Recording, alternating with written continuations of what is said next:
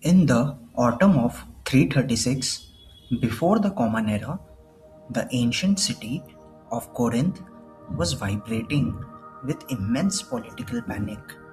King Philip of Macedon had just been assassinated, and his 20-year-old son, Alexander, had seized the throne and was marching a massive army south to enforce absolute military dominance.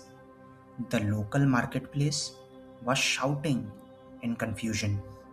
Politicians were rushing to form alliances, and citizens were madly collecting information to see which way the geopolitical wind would blow.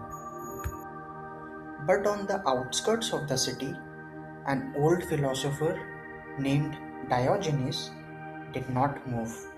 He lived in a large, discarded clay storage jar by the public gymnasium, completely bare to the elements. He did not ask passers-by for military updates. He did not join the panicked assemblies at the municipal gates. He spent his morning simply lying in the dirt, basking in the warm Mediterranean sunlight.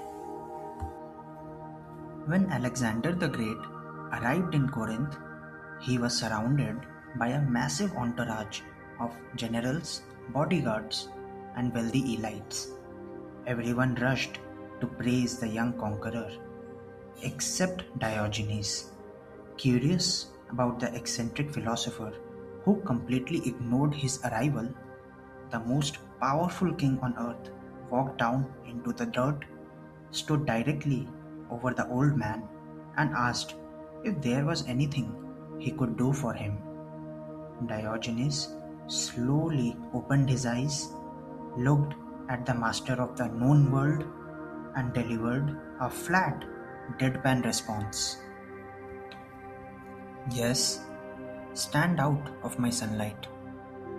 The entourage gasped at the absolute absence of fear, but Alexander, struck by the unyielding stability of the philosopher, silenced his guards and remarked, "If I were not Alexander, I would wish to be Diogenes." Diogenes was executing a complete historical demonstration of Ataraxia, the absolute understanding that external status, military threats, and worldly noise hold exactly zero data leverage over a purified mind.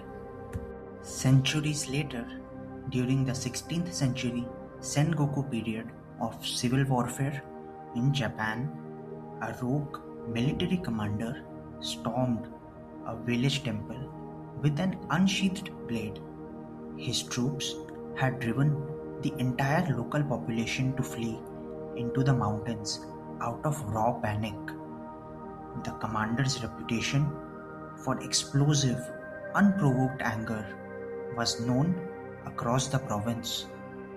The commander marched straight into the temple, his heavy boots slamming against the floorboards, and found an old Zen master sitting in absolute stillness in the center of the room, completely unbothered by the violence outside. Infuriated by the total absence of fear, the commander slammed his weapon onto the wooden table and roared, "Do you not know who I am? Do you not realize that I am a man who can run you through with this blade without blinking an eye?" The master didn't flinch. He didn't adjust his posture. He slowly opened his eyes, looked straight at the volatile commander with a flat, expressionless face, and replied in a calm, frozen voice, "And do you not know who I am? Do you not realize that I am a man who can be run through with a blade without blinking an eye?" The psychological physics of the room instantly broke. The commander froze, realizing that his weapons and his local dominance possessed exactly zero grip over a character that had already decoupled itself from the fear of material outcomes. He slowly sheathed his blade, bowed, and walked out into the open air in silence. Both of these historical encounters demonstrate the real world deployment of two distinct psychological protocols engineered in the ancient world. First, apatheia. This is the radical freedom from irrational emotional surges. The Stoics argued that when an external shock occurs, a sudden turnaround, a harsh insult, or an unexpected downturn, the brain runs an automated, primitive judgment file. Apatheia is the conscious intervention that pauses this file. It strips the event of all emotional language, reducing it to formal data. It states an event has occurred. It is neutral. It holds exactly zero power to alter my internal character unless I choose to sign the ledger. If apatheia is the armor that filters an incoming strike, Ataraxia is the unassailable fortress that remains entirely untouched behind it. The ancient Epicureans defined this stage not as a fragile emotional happiness, but as the absolute silence of mental turmoil. It is the realization that the noise of external opinions, shifting alliances, and superficial criticism cannot penetrate a person's underlying reality unless they grant active clearance to those signals. When an individual stumbles, the surrounding crowd frequently rushes to perform a public execution of their character. They construct false narratives, project their own internal guilt, and attempt to minimize years of silent, consistent discipline.